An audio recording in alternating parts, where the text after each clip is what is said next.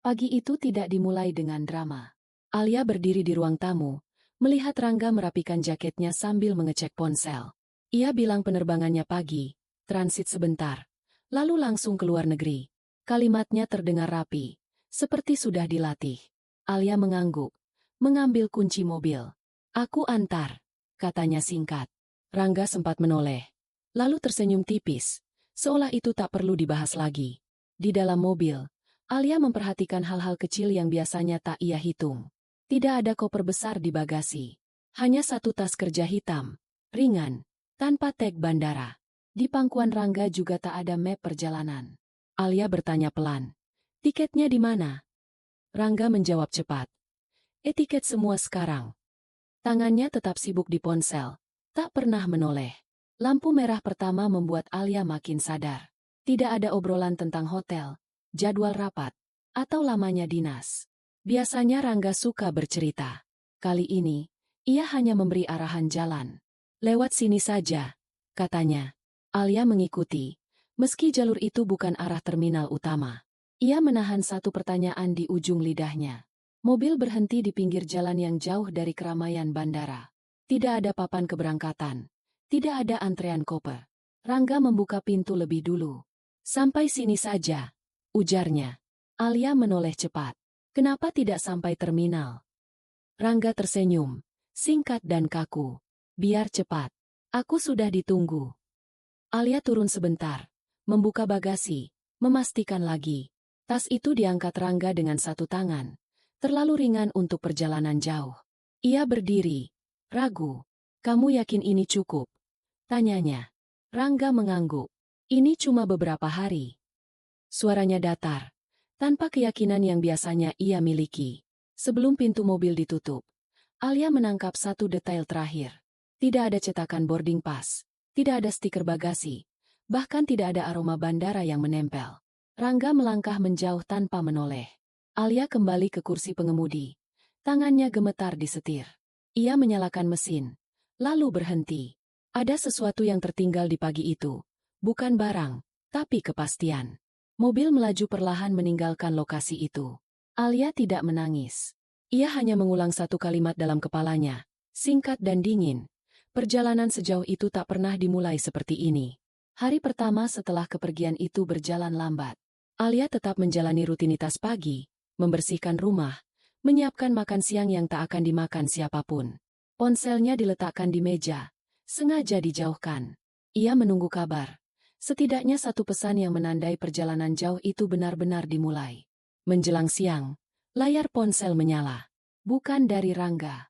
Sebuah notifikasi media sosial muncul dari nama yang ia kenal sekilas saja. Maya. Alia tidak berniat membuka, tapi jarinya bergerak lebih cepat dari pikirannya. Foto itu muncul utuh. Meja kayu panjang, laptop terbuka, gelas kopi berjajar. Keterangan singkat. Meeting ringan sebelum siang. Alia membesarkan gambar itu perlahan. Kafe itu bukan tempat asing. Ia tahu persis sudutnya. Bahkan pantulan cahaya di kaca besar dekat jendela. Lalu matanya berhenti pada satu detail kecil. Di permukaan kaca, samar tapi jelas, terlihat bayangan tangan pria. Jam di pergelangan itu bukan jam sembarangan. Alia pernah membersihkannya sendiri, berkali-kali. "Nggak mungkin," gumamnya pelan. Ia menurunkan ponsel, menarik napas, lalu melihat lagi. Bayangan itu tidak berubah. Posisi jari, sudut lengan, bahkan garis jaketnya. Semua terlalu akrab untuk disebut kebetulan. Alia menutup foto itu, lalu membukanya kembali, seolah berharap detail itu menghilang. Ia menekan ikon pesan, mengetik singkat pada Rangga. "Sudah sampai." Pesan terkirim, centang 1. Beberapa menit berlalu tanpa jawaban. Alia kembali ke foto itu, memperhatikan latar. Tidak ada tanda luar negeri. Tidak ada bahasa asing. Tidak ada suasana bandara atau ruang rapat resmi. Hanya kafe Jakarta. Siang hari. Alia menyandarkan punggung ke kursi. Tangannya dingin, tapi kepalanya justru terasa sangat jernih. Foto itu tidak berteriak apa-apa. Ia hanya berdiri di sana, tenang, menunjukkan tempat yang salah untuk seseorang yang seharusnya sedang jauh. Alia tahu, sejak detik itu, perjalanannya bukan tentang jarak, melainkan tentang kebohongan yang mulai berani menampakkan wajah. Sore itu Alia duduk di ruang keluarga dengan ponsel di tangan. Foto dari siang hari masih terbayang, tapi ia memaksa dirinya berpikir tenang. Jika Rangga benar di luar negeri, waktunya berbeda. Jam di dinding menunjukkan hampir pukul 5. Di negara tujuan yang disebutkan Rangga, seharusnya sudah malam. Alia mengetik pesan singkat, tanpa nada menuduh. Di sana sekarang jam berapa? Pesan itu terkirim, lalu ia meletakkan ponsel di meja. Ia tidak menatap layar, hanya menghitung detik dalam hati. 5, 10, 20. Belum ada 1 menit. Layar menyala. Balasan datang cepat. Terlalu cepat. Baru sore juga. Capek. Mau istirahat. Alia menatap jam dinding lagi. Lalu ke layar ponsel. Tidak ada jeda yang wajar untuk selisih waktu berjam-jam. Tidak ada tanda kebingungan. Tidak ada koreksi. Jawaban itu pas dengan waktu Jakarta. Alia mengetik lagi. Kok bisa sore? Kali ini ia menunggu sambil menahan napas. Beberapa detik berlalu. Lalu muncul balasan kedua. Transitnya dekat. Bedanya nggak jauh. Jawaban singkat, tapi tidak menjawab pertanyaan. Alia menggeser ponsel ke samping, menahan dorongan untuk bertanya lebih jauh. Ia membuka aplikasi jam dunia, memastikan perbedaan waktunya jelas. Tak bisa ditawar. Alia tidak merasa marah. Yang muncul justru tekanan yang pelan, seperti logika yang terus mengetuk. Setiap pesan Rangga terdengar wajar, tapi tidak pernah tepat.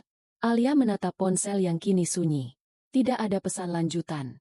Tidak ada penjelasan tambahan. Di kepalanya, satu kesimpulan mulai berdiri sendiri. Dingin dan rapi. Waktu tidak pernah berbohong. Dan sore itu, kebohongan Rangga mulai kehilangan tempat untuk bersembunyi. Malam datang tanpa perubahan. Alia duduk di tepi ranjang. Lampu kamar sengaja tidak dimatikan. Jam menunjukkan hampir pukul 10. Jika Rangga benar di luar negeri, malam ini seharusnya waktu yang masuk akal untuk berbicara. Ia membuka riwayat panggilan, menatap nama itu beberapa detik, lalu menekan ikon video. Panggilan berdering. 1 kali, 2 kali, lalu berhenti. Ditolak. Alia menatap layar yang kembali sunyi. Ia tidak langsung mencoba lagi. Tangannya turun ke pangkuan. Dadanya terasa kosong. Beberapa detik kemudian, ia mengirim pesan singkat. Kenapa ditutup? Tidak ada balasan. Alia menunggu sebentar, lalu menekan panggilan biasa. Kali ini diangkat. Suara Rangga terdengar dekat. Terlalu dekat. Tidak ada dengung bandara. Tidak ada suara asing di belakang. Hanya hening, seperti ruangan tertutup. Halo, kata Alia pelan. Kamu di mana sekarang? Di kamar. Jawab Rangga cepat. Suaranya datar. Alia menahan napas, mendengarkan lebih saksama. Tidak ada suara AC hotel. Tidak ada lalu lintas kota besar. Kok sunyi? Tanyanya. Di seberang sana terdengar gerakan kecil. Lalu Rangga berdehem. Sinyalnya jelek. Suaranya putus-putus. Belum sempat Alia menanggapi. Sambungan terputus. Layar ponsel kembali gelap. Beberapa detik kemudian, pesan masuk. Maaf, jaringan gak stabil. Nanti saja. Alia membaca pesan itu 2 kali. Tidak ada tawaran menelepon ulang. Tidak ada penjelasan tambahan. Ia meletakkan ponsel di samping bantal. Matanya menatap langit-langit kamar yang terasa lebih tinggi dari biasanya. Malam itu, Alia tidak menemukan bukti baru. Tapi sesuatu di dalam dirinya perlahan turun. Seperti keyakinan yang dilepas satu persatu. Sunyi di seberang telepon itu terlalu rapi untuk disebut jarak. Pagi berikutnya Alia membersihkan lemari dengan gerakan pelan. Lebih untuk menenangkan diri daripada benar-benar merapikan. Jas kerja Rangga masih tergantung di sana. Satu yang kemarin tidak ikut dibawa. Ia menurunkannya, berniat memindahkan ke sisi lain. Saat tangannya menyusuri saku dalam, jari Alia menyentuh benda tipis dan keras. Ia menariknya keluar. Sebuah kartu parkir. Bukan tiket pesawat. Bukan struk bandara. Alia membalik kartu itu perlahan.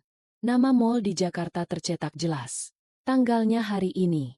Bukan kemarin. Bukan minggu lalu. Hari yang sama dengan hari keberangkatan. Alia duduk di tepi tempat tidur. Kartu itu masih di tangannya. Ia menatap angka jam masuk dan keluar. Rentangnya pendek. Seperti kunjungan singkat di sela jam kerja. Ia berbisik pelan. Hampir tak terdengar. Ini dari mana? Tidak ada yang menjawab. Tapi kartu itu tidak berubah. Ia mengambil ponsel, menahan diri beberapa detik sebelum mengetik. Kemarin kamu ke mall. Pesan terkirim. Alia meletakkan ponsel di sampingnya, lalu kembali menatap kartu parkir itu. Benda kecil itu terasa berat, seperti membawa seluruh kebohongan yang selama ini rapi disimpan. Balasan datang agak lama. Itu kartu lama. Mungkin ketinggalan. Alia membaca kalimat itu tanpa ekspresi. Ia membalik kartu sekali lagi, memastikan tanggal tercetak jelas. Tidak ada ruang untuk salah baca. Tangannya sedikit gemetar, tapi kepalanya justru terasa sangat fokus. Alia berdiri, menggantungkan kembali jas itu ke tempat semula. Gerakannya rapi, nyaris dingin. Ia tidak membalas pesan itu.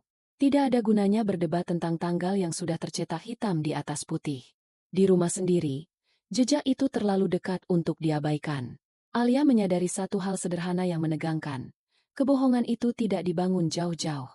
Ia hidup, bergerak, dan meninggalkan tanda di tempat yang paling seharusnya aman. Siang itu Alia akhirnya menerima panggilan dari Rangga. Ia sedang di dapur, tangan masih memegang gelas yang belum sempat diletakkan. Nama itu muncul di layar. Sederhana, tanpa emotikon. Alia mengangkatnya setelah dering ketiga. Halo, ucapnya pelan, menjaga suara tetap rata. Rangga langsung bicara, seolah takut jeda. Ia bercerita singkat tentang jadwal yang padat, rapat yang melelahkan, dan koneksi yang tidak menentu. Alia mendengarkan tanpa memotong. Ia hanya menunggu satu hal yang tidak ia tahu bentuknya apa. Kamu makan siang? Tanyanya akhirnya. Pertanyaan biasa. Aman. Belum, jawab Rangga. Lalu, tanpa sadar, ia melanjutkan. Tadi Maya. Kalimat itu terhenti di tengah. Ada jeda singkat yang terlalu jelas. Maksudku, rekan kerjaku. Katanya cepat. Nadanya naik setengah tingkat. Dia yang urus jadwal. Alia memejamkan mata sebentar. Ia tidak bereaksi. Oh, jawabnya pendek. Gelas di tangannya diletakkan perlahan ke meja. Di seberang sana, Rangga kembali bicara, menjelaskan hal-hal kecil yang tidak ditanya. Suaranya terdengar lebih cepat, seperti menutup sesuatu yang terlanjur terbuka. Kamu kenal Maya? Tanya Rangga tiba-tiba. Alia mengangkat alis, meski ia tahu itu tak terlihat. Sekilas, jawabnya tenang. Tidak ada tuduhan, tidak ada nada tinggi. Hanya satu kata yang dibiarkan menggantung di antara mereka. Rangga tertawa kecil, kering. Ya. Dia sering bantu urusan kantor. Alia mendengar gesekan kecil, seperti kursi digeser. Ia tidak tahu di mana Rangga berdiri saat itu, tapi ia tahu satu hal pasti. Nama itu tidak seharusnya muncul begitu saja. Setelah telepon ditutup, Alia berdiri lama di dapur. Nama yang disebut tanpa sengaja itu tidak menghancurkan apapun. Ia hanya meninggalkan luka kecil, rapi, dan dalam. Luka yang membuat Alia paham. Kebohongan terbaik pun selalu bocor dari hal-hal yang tidak direncanakan. Siang itu Alia berdiri di depan gedung kantor Rangga tanpa rencana panjang. Ia hanya ingin memastikan satu hal, secara langsung. Langkahnya tenang saat melewati pintu putar, menyebut nama suaminya di meja resepsionis. Satpam menoleh ke layar, lalu menggeleng. Pak Rangga sedang cuti, katanya singkat. Seolah itu informasi biasa. Alia berhenti sejenak. Cuti ke luar negeri? Tanyanya pelan. Satpam mengangkat bahu. Kurang tahu, Bu. Di sistem cuma tertulis cuti. Tidak ada kecurigaan di wajah pria itu. Hanya rutinitas. Alia mengangguk, mengucapkan terima kasih. Lalu berbalik tanpa menambah pertanyaan. Di luar gedung, panas yang memantul dari aspal parkiran. Alia berjalan perlahan. Matanya menyapu barisan mobil. Ia tidak mencari dengan panik. Lalu ia melihatnya. Mobil Rangga terparkir rapi di sudut, bersih, seperti baru dipakai. Alia berhenti tepat di depannya. Jantungnya berdetak lebih cepat dari langkahnya. Ia mendekat, mengintip ke dalam. Tidak ada siapa-siapa. Ia mengetuk kaca jendela sekali, pelan. Tidak ada reaksi. Alia mengetuk lagi, sedikit lebih kuat. Sini. Ia mengeluarkan ponsel, menelepon Rangga. Panggilan berdering, lalu masuk ke pesan suara. Alia berdiri di samping mobil itu lebih lama dari yang ia rencanakan. Beberapa orang lewat. Tak ada yang memperhatikan. Ia mengetuk kaca sekali lagi. Lalu berhenti. Tidak ada pintu yang terbuka. Tidak ada penjelasan yang datang. Hanya mobil yang diam, terlalu nyata untuk dibantah. Ia melangkah mundur, menatap gedung kantor yang menjulang di depannya. Semua terlihat normal dari luar. Tapi di dalam dirinya, tekanan itu mulai terasa jelas, menekan pelan namun konsisten. Alia tahu, ia tidak sedang salah alamat. Saat kembali ke mobilnya sendiri, Alia tidak menoleh lagi. Pintu yang tidak dibuka itu sudah cukup bicara. Dan untuk pertama kalinya, ia menyadari bahwa kebenaran mungkin tidak bersembunyi jauh. Ia hanya memilih untuk tidak menjawab. Sore itu, Alia memarkir mobil di depan rumah Ibu Rangga tanpa memberi kabar lebih dulu. Rumah itu tampak sama seperti biasanya, rapi dan tenang. Alia masuk dengan salam pelan. Ibu Rangga keluar dari kamar. Wajahnya datar, seolah kedatangan itu sudah diduga. Mereka duduk berhadapan di ruang tamu, tanpa basa-basi panjang. Alia membuka pembicaraan dengan hati-hati. Rangga bilang dia dinas ke luar negeri, ucapnya. Suaranya tenang, hampir netral. Ibu Rangga tidak langsung menjawab. Ia mengambil gelas di meja, meminumnya perlahan, lalu menatap Alia dengan pandangan yang sulit dibaca. Dia tidak ke luar negeri, kata Ibu Rangga akhirnya. Kalimat itu pendek, kering, tanpa penjelasan. Alia menahan napas. Ibu yakin? Tanyanya. Ibu Rangga mengangguk sekali. Tidak ada tambahan kata, tidak ada alasan, seolah pembicaraan itu sudah selesai. Alia menunggu. Ia berharap ada lanjutan, mungkin penyangkalan, mungkin pembenaran. Tapi ruang tamu itu tetap sunyi. Jam dinding berdetak pelan, terdengar jelas di antara mereka. Ibu Rangga merapikan ujung jilbabnya, lalu berdiri. Mau minum? Tanyanya, seperti tak ada yang baru saja diucapkan. Tidak usah, Bu, jawab Alia. Tangannya mengepal di pangkuan, tapi wajahnya tetap terkendali. Ia berdiri, mengucapkan pamit dengan sopan. Ibu Rangga mengangguk lagi, mengantar sampai pintu tanpa satu kata tambahan. Di luar rumah, Alia berhenti sejenak sebelum masuk ke mobil. Kalimat singkat itu terus terngiang, berdiri sendiri tanpa penjelasan. Tidak ada pembelaan, tidak ada cerita. Hanya satu kepastian yang diucapkan tanpa emosi. Mesin mobil menyala. Tapi Alia tidak langsung pergi. Tegang itu terasa sunyi, menekan dari dalam. Ia sadar, jawaban paling jujur kadang justru yang paling pendek. Dan sejak sore itu, kebohongan Rangga tak lagi punya tempat untuk bersembunyi di balik alasan apapun. Malam itu Alia duduk sendirian di ruang tamu. Lampu tidak terlalu terang. Kepalanya masih dipenuhi kalimat pendek dari Ibu Rangga. Ia membuka ponsel tanpa tujuan jelas, hanya menggulir layar perlahan. Lalu sebuah unggahan baru muncul di beranda. Nama yang sama, Maya. Foto itu tampak sederhana. Interior apartemen, sofa abu-abu, meja kecil, lampu menyala hangat. Keterangan fotonya singkat, nyaris santai. Alia hampir melewatinya, sampai matanya tertarik ke satu sudut dinding. Ia memperbesar gambar itu pelan, seolah takut salah lihat. Jam dinding itu tergantung rapi, bulat, dengan bingkai kayu terang dan angka tipis. Alia mengenalnya terlalu baik. Ia pernah berdiri lama di toko, memilihnya bersama Rangga, memperdebatkan warna dan ukuran. Jam itu hanya ada di satu tempat, di apartemen yang mereka beli diam-diam, bertahun lalu. Nggak mungkin, ucap Alia lirih. Tangannya gemetar saat memperbesar lagi foto itu. Sudut tembok, bayangan cahaya, bahkan paku kecil di atas jam. Semuanya sama. Tidak ada ruang untuk kebetulan. Maya tidak menandai lokasi. Ia tidak perlu. Alia menutup aplikasi itu, lalu membukanya kembali. Foto itu masih ada. Ia menekan tombol kirim pesan ke Rangga, lalu berhenti. Kalimat apapun terasa sia-sia. Ia mengganti arah, menulis singkat. Jam di foto Maya. Itu jam kita. Pesan terkirim tanpa tanda baca tambahan. Balasan tidak datang. Menit berjalan pelan. Alia meletakkan ponsel di meja, menatap dinding kosong di depannya. Dadanya terasa ditekan kuat, bukan oleh marah, tapi oleh kenyataan yang akhirnya berdiri utuh. Semua potongan kecil kini bertemu di satu tempat. Malam itu Alia tidak menangis. Ia hanya duduk diam, menatap ruang yang terasa asing meski berada di rumah sendiri. Foto kedua itu tidak sekadar bukti. Ia seperti tamparan pelan, tepat sasaran. Dan di dalam sunyi itu, Alia tahu, tidak ada lagi ruang untuk menyangkal apapun. Pintu rumah terbuka menjelang malam, tanpa pesan lebih dulu. Alia sedang melipat pakaian di kamar ketika suara kunci terdengar. Langkah itu ia kenal. Ritmenya terlalu familiar untuk disalahartikan. Rangga masuk seperti biasa, melepas sepatu, menaruh tas kerja di tempat semula. Tidak ada koper. Tidak ada tanda baru. Alia keluar kamar, berdiri di ambang pintu ruang tengah. Sudah pulang, katanya datar. Rangga menoleh, sedikit terkejut, lalu mengangguk. Iya, jawabnya singkat. Tidak ada pelukan, tidak ada senyum lega. Hanya dua orang yang berdiri dengan jarak aman, seolah ruangan itu mendadak menyempit. Rangga duduk di sofa, menyalakan televisi tanpa benar-benar menonton. Alia berjalan ke dapur, menuang air ke gelas. Gerakannya rapi, terkendali. Ia meletakkan satu gelas di meja. Minum dulu, katanya. Rangga mengambilnya tanpa menatap. Makasih.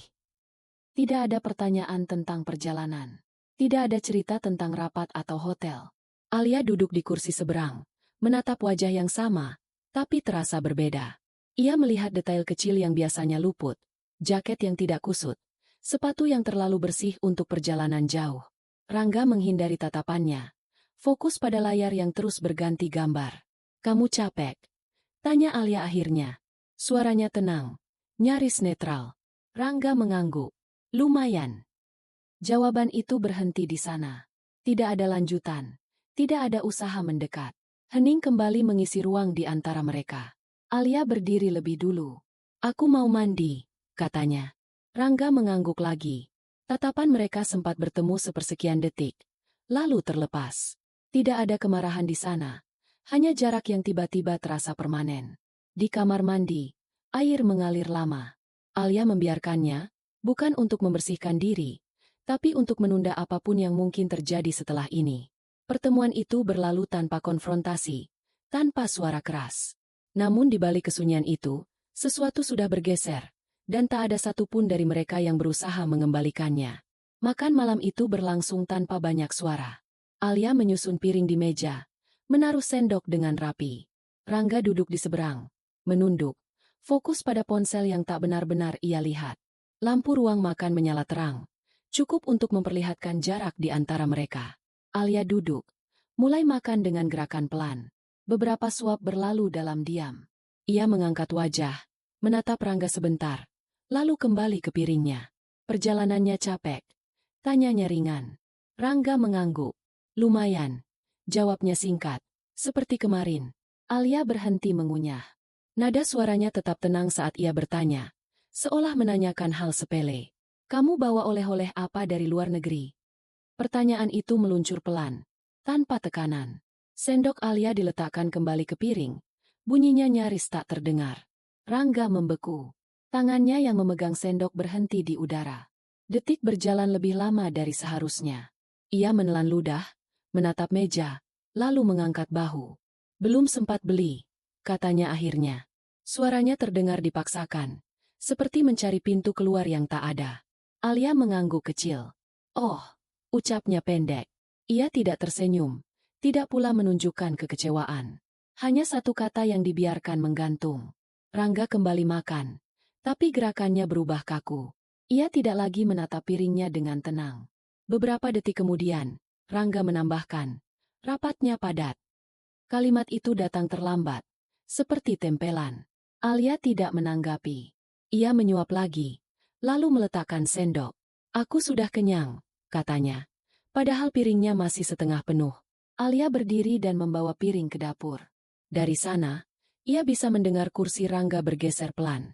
Tidak ada pertengkaran, tidak ada suara meninggi. Namun di meja makan itu, sesuatu yang rapuh akhirnya retak.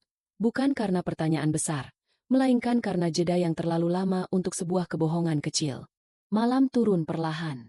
Rumah terasa lebih sunyi dari biasanya. Meski mereka berada di ruangan yang sama.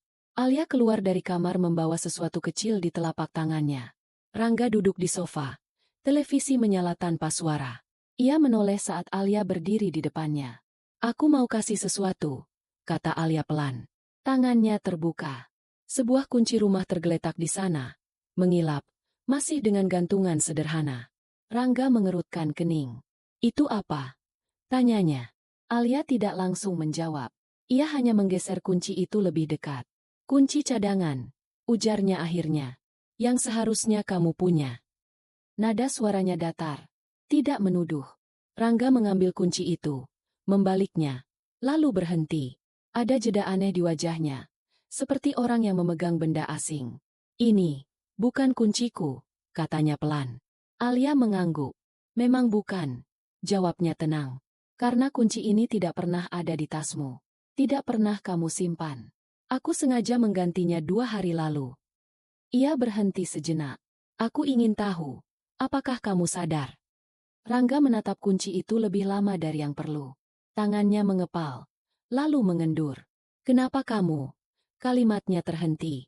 Ia mengangkat wajah, tapi tidak menemukan kemarahan di mata Alia. Yang ada hanya jarak, dingin dan pasti. Kamu masuk rumah ini tanpa pernah kehilangan apapun, lanjut Alia. Padahal kamu tidak pernah memegang kunci ini. Ia tidak meninggikan suara. Tidak ada tudingan keras. Hanya fakta yang diletakkan satu persatu di meja, tanpa hiasan. Rangga meletakkan kunci itu perlahan. Bahunya turun, seperti menanggung beban yang akhirnya dilepas. Ia membuka mulut, lalu menutupnya lagi. Tidak ada pembelaan yang keluar. Tidak ada cerita yang cukup cepat untuk menutup celah itu. Alia menarik napas pendek. Aku tidak butuh pengakuan, katanya. Aku hanya perlu kejujuran. Rangga tetap diam. Malam itu, kebohongan tidak runtuh karena teriakan atau amarah. Ia jatuh oleh satu benda kecil yang tidak lagi pas, dan tidak bisa dipaksa cocok kembali. Pagi buta menyelinap lewat celah jendela ketika Alia mulai mengemas barang. Ia melipat pakaian satu persatu. Rapi, tanpa tergesa. Tidak ada koper besar. Hanya tas sedang yang cukup untuk beberapa hari. Setiap benda diambil tanpa ragu. Seolah keputusan itu sudah lama duduk tenang di dalam dirinya. Rangga berdiri di ambang pintu kamar. Wajahnya kusut. Matanya lelah. Kita bisa bicara, katanya akhirnya. Suaranya rendah. Nyaris memohon. Alia tidak menoleh. Ia memasukkan buku catatan ke tas. Lalu menutup resleting perlahan. Aku tidak marah, jawab Alia. Kalimatnya pendek, tapi jelas. Ia berdiri, mengangkat tas, lalu menatap Rangga sebentar. Aku hanya butuh ruang. Dan waktu. Tidak ada nada ancaman di sana. Tidak ada ultimatum. Rangga melangkah satu langkah mendekat. Aku bisa jelasin, katanya cepat. Alia mengangkat tangan, menghentikannya. Gerakannya tenang, tapi tegas. Tidak sekarang. 2 kata itu cukup untuk membuat langkah Rangga berhenti. Mereka berdiri berhadapan dalam jarak yang aman. Alia bisa melihat keinginan bicara di wajah Rangga, tapi ia tidak membuka pintu untuk itu. Ia mengambil jaketnya dari kursi. Gerakannya tetap rapi, terkendali. Aku tidak pergi untuk menghukum, lanjut Alia. Aku pergi supaya aku tidak kehilangan diriku sendiri. Suaranya tidak bergetar. Tidak ada air mata yang jatuh. Bahkan tidak ada desahan panjang. Saat Alia melangkah keluar kamar, Rangga tidak mengikutinya. Pintu ditutup pelan di belakangnya. Keputusan itu lahir tanpa drama, tanpa tangisan. Sunyi, tapi berdiri kokoh, seperti sesuatu yang akhirnya menemukan bentuknya. Pagi itu datang tanpa suara keras. Alia berdiri di ruang tamu dengan tas di bahu. Jaket sudah rapi dikenakan. Cahaya matahari masuk dari jendela, jatuh tepat ke lantai yang bersih. Rumah itu tampak utuh, seperti biasa. Tidak ada tanda bahwa sesuatu telah berakhir di dalamnya. Ia melangkah pelan menuju pintu. Tangannya berhenti di gagang, menempel beberapa detik lebih lama dari perlu. Alia menoleh ke dalam, menyapu ruang itu dengan satu pandangan singkat. Sofa, meja, jam dinding yang terus berdetak. Semua masih di tempatnya. Hanya dirinya yang akan pergi. Pintu terbuka. Udara pagi terasa ringan di wajahnya. Alia melangkah keluar, lalu berhenti satu langkah di depan. Ia menutup pintu dengan gerakan tenang, tanpa hentakan. Kunci diputar perlahan sampai terdengar bunyi klik yang jelas. Tidak tergesa, tidak ragu. Ia berdiri sebentar di depan rumah itu. Tidak ada air mata yang jatuh. Tidak ada senyum kemenangan. Hanya napas yang diambil dalam-dalam, lalu dilepaskan pelan. Keputusan itu tidak terasa ringan, tapi terasa benar. Alia berjalan menjauh tanpa menoleh.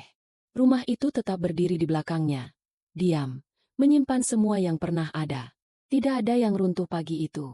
Yang hilang hanya satu kebohongan, dan yang tersisa adalah kejelasan yang tidak bisa ditarik kembali.